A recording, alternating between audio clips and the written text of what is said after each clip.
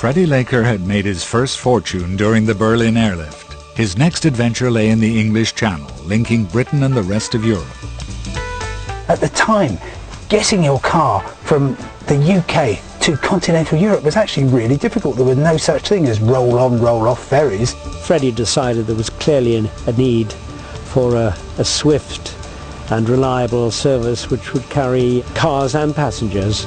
He modified large transport aircraft by chopping off the nose and putting large opening doors so that cars could be swiftly flown across the channel. Freddie Laker named his air ferry Carvair, short for Car via Air.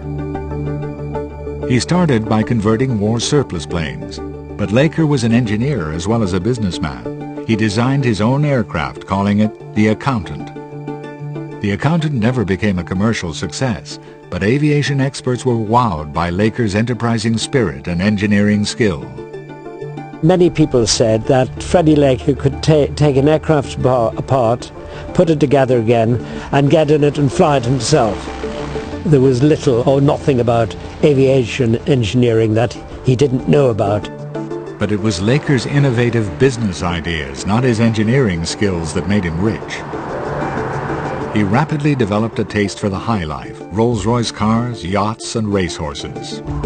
The racing was then a preserve of the old money. Lord Rosebery, Lord Derby, Aga Khan, the Queen. The Jockey Club ran everything in their own way. And here came Freddie with new money and caused a bit of a stir by competing with the old money.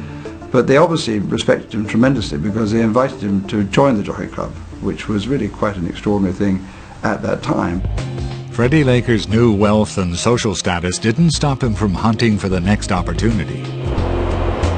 In those days, air travel in Britain was dominated by scheduled airlines with fixed fares too high for most ordinary people. But the opening of a new airport in 1958 signaled change. Gatwick Airport, 28 miles south of London, became the cheap fare alternative to Heathrow, Britain's main airport. It was the launch pad for chartered flights operated by a growing number of private carriers. In 1960, these carriers banded together to form BUA, British United Airways. 38-year-old Freddie Laker became the managing director. For the first time, Laker was running an airline in direct competition to the scheduled airlines. British United Airways, they were based down at Gatwick. They could fly very low-cost operations to a wide range of places, and they were taking a lot of traffic from the established government-run airlines. They flew down to East Africa, they flew down to South America. Bits that British Airways couldn't make successful, British United Airways did make successful. Despite his success, Freddie Laker didn't enjoy his time at BUA. Laker always needed to be his own boss, and he had a business partner in mind. His son, Kevin. He saw so much of himself in Kevin. Kevin was so like him, both physically and in character. And when they were very young, they used to sit and build model airplanes together. And then they were in the garage making go-karts, both very mechanically minded and loving the machines. Freddie Laker dreamed of a father and son airline business, but like his father, Kevin was a rebel. Kevin and I spent a lot of time together during our early teens, and he learnt to drive a three-wheeler. Then we went from there to motor cars.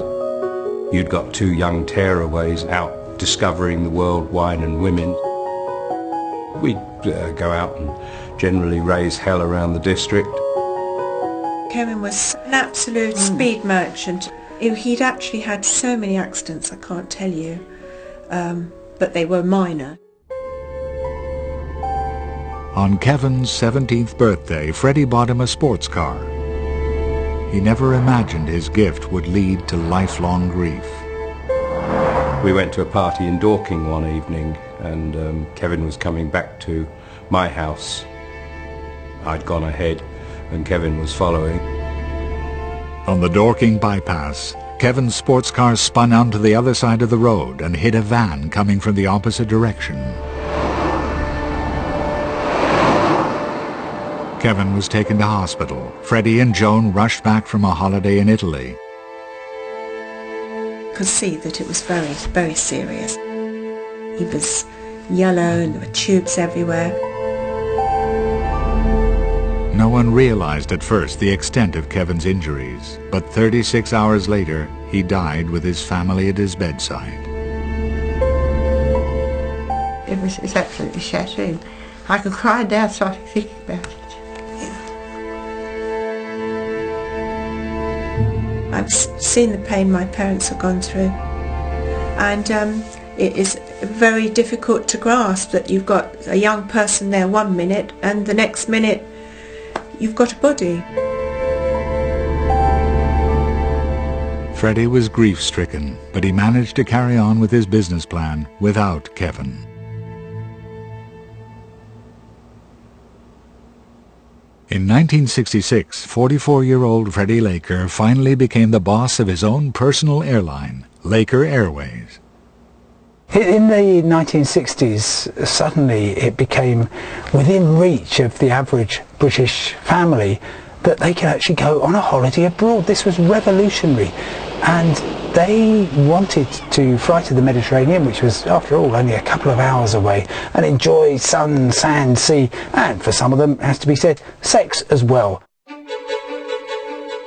Laker's big idea was to get holiday companies to charter his aircraft for the whole year. Summer flights made the money, which meant winter holidays could be sold for crazy prices.